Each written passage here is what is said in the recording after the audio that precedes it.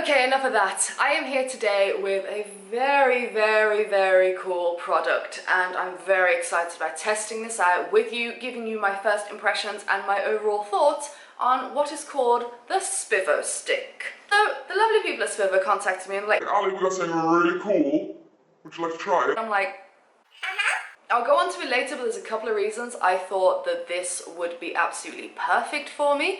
But let's start at the basics. So it is a GoPro, pretty much a selfie stick. This is the medium, it is 18 inches, and the biggest thing about this, which separates it from all the other holes, is the top and that button thing there. Basically, it rotates 180 degrees when you click the button, so we're going to throw the camera on it in a moment, but when you press the button, watch out!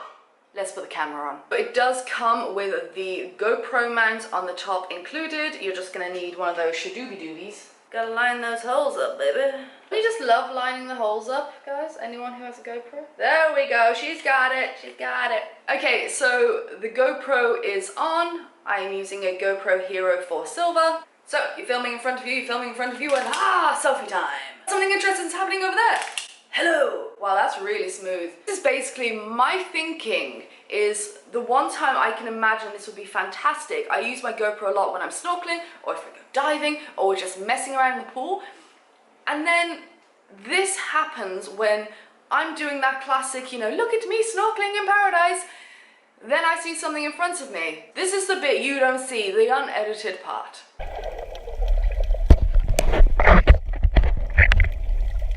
So yeah, whenever you see something, you're always having to flip the stick around and move it up and then do it again. Whereas this is like quick action shot, and I really like that about this. Especially underwater, it can move so quickly or things change so rapidly, and you really want to capture that, so I like it.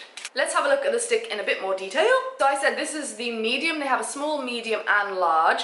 This, the medium, is 18 inches, and the handle has a really nice grip on it, which is nice, and it also, of course, has a little wristy thing. The button seems pretty sturdy and quite smooth, so that's a good thing. And then, yeah, it's just a solid pole. You can't move it, extend it, put it in, or put it out. And then, of course, you have the base at the end, which it rotates on. Let's see the weight of this. It's not too bad with the weight on the end of it. Alright, so we are going to take this out now and we are going to have some fun and play with it. I'm going to wander around, see how it handles. I'm going to take it into the pool, see how it handles underwater, and then the final test, which I've been curious about, is how much of this noise can you hear on the footage. Okay, so we're down by the pool. We're going to put this into action in there. Few things I want to mention.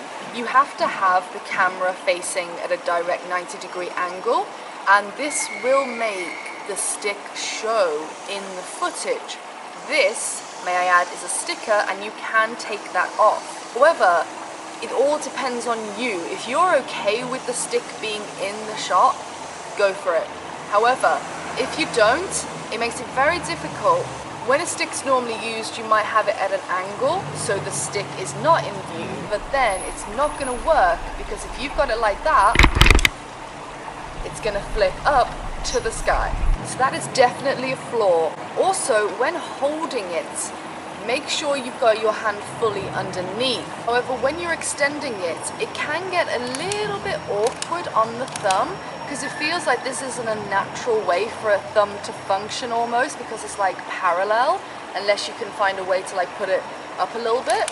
So that's one of the big things I'd say. If they'd have put like a trigger underneath, maybe, like a gun action, it might be a little bit easier on the hand. Other than that, super excited to get into the pool with this.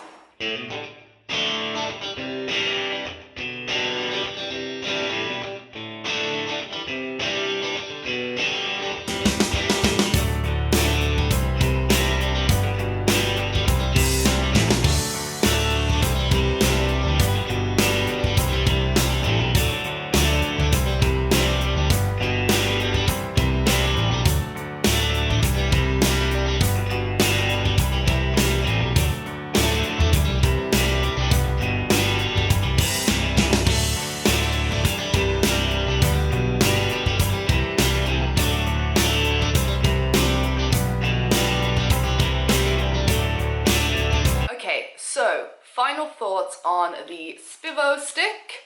I just finished editing all the footage together so I could really have a look and a listen to how it performs. The clicking is kind of minimal, it's definitely there, it's definitely noisy, but my thought is you're going to be using this to capture action shots, which normally you'll mute anyway and put music over the top, so that won't really matter. It's definitely easy to use. I think this is amazing for people who are doing a sport where they only have one hand, like kite surfing or, I don't know, any kind of adventure sport like that where you're holding onto something or you need your other hand to balance and you want to get a really good shot of you and then a shot in front of you or things like that, then this is fantastic. I was super happy with how the footage came out. It's sturdy. Right, so I've gone through the pros and cons throughout this video. The only con really is that you can see the stick in the footage, but to be honest, I'm just going to take the sticker off and I think a lot of people can move past that. I want to say a big thank you to Spivo for sponsoring this video, and if you would like to get your hand on one of these or you know someone close to you, maybe you need a little Christmas present, the link is down below and there's also a code for you to use to get 15% off your order. If you would like to do that, information is in the description box.